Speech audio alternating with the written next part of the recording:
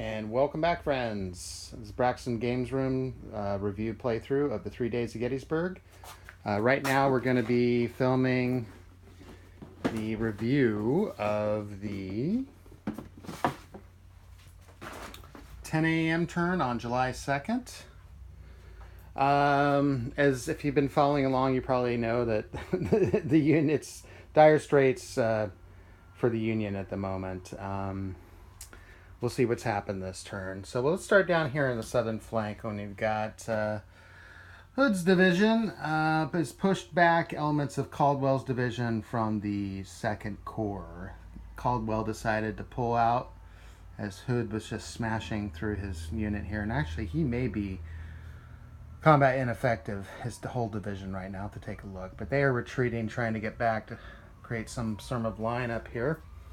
Moving up the line, what's left of John Buford's division is moving up, going to try and maybe stop the flanking possibility of Hood getting around the Union flank there. That would be really bad.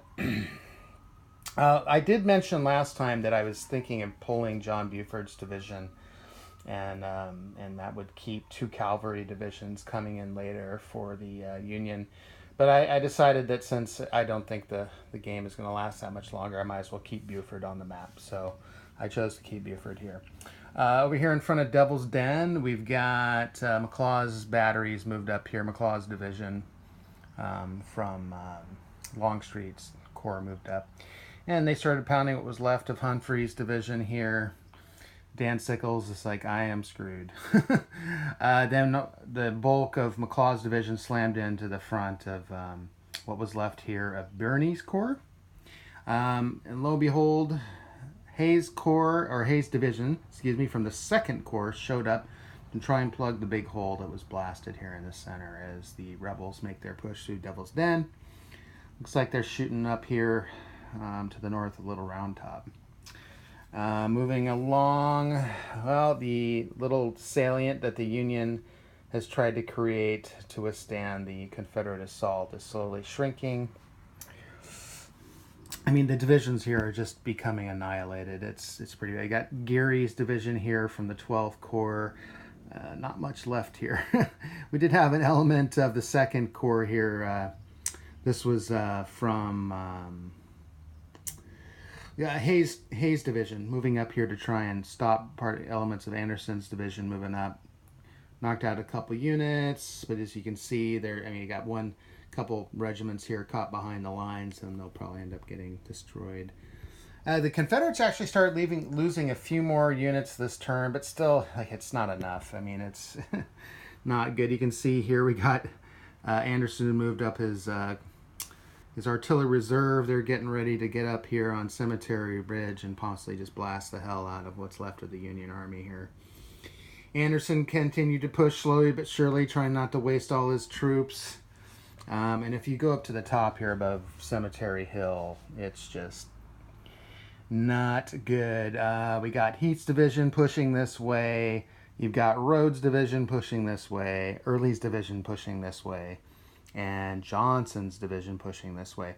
Pretty good defense mounted here by elements of Barnes' division from the 5th Corps. They're doing a pretty good job at holding this line. But up here where we, Ayers from 5th Corps rushed up to try and plug a hole, you can see that the Confederates are just, you got these guys almost completely isolated. Pettigrew's brigade pushing up. You can see it's not looking good. Let's see here. That's really about it. Not a lot changed this turn.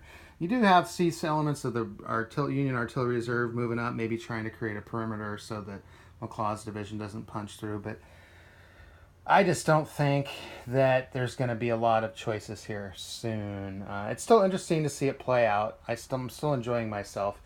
If we take a look over here at the losses, the Union losses, all the routed units. Looks like, you've got, I think Wadsworth their brigade ineffective because they've lost so many units down here. These are eliminated units right here. These are routed units. So the possibility of them getting in reserve, which they already have, and bringing them back is true. But you look at Hancock's Corps.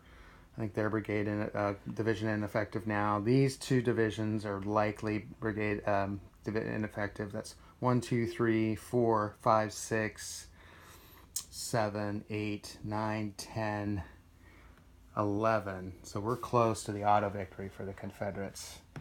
I think I have to do some counts here. I'm actually making a spreadsheet to help with figuring out brigade and division combat ineffectiveness, because it gets a little crazy when you lose track of all the different regiments and whatnot when the counter density gets like the way it is, and it's hard to keep track of what is ineffective, what isn't. And you look at the difference with the Confederates. Of course, most of Longstreet Corps hasn't been in the fight that long, but even here, the times that during the night of the July 1st, the Confederates were able to rally back a lot of their units. They got really lucky on the rolls. But, Anderson divisions and Rhodes division, they're a little beat up.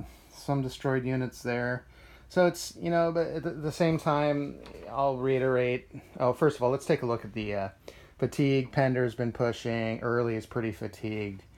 Down here on the Union side, not too bad. There's a few units here that are at 1 fatigue, but nobody is at 3 or 4. Only Buford's cavalry division has experienced some more fatigue because they're running around trying to plug the holes.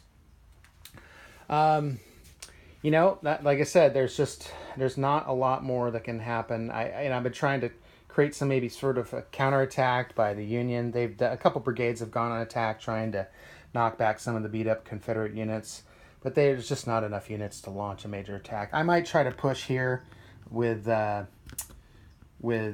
Sykes' Corps, 5th Corps. Try and maybe Barnes might go on an offensive, try and punch through and push back Johnson's division here. That's probably the best bet where I've concentrated forces enough. But up here, they're just holding on to dear life as the Confederates are moving up and just punching through.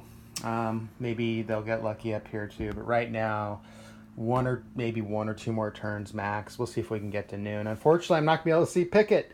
I was hoping to get Pickett come on. I think he comes on at 1500, but doesn't look like that's going to happen. But we'll see what happens. You never know with the dice. And I will check in after the 11 a.m. turn, 1100 turn. All right, thanks for watching.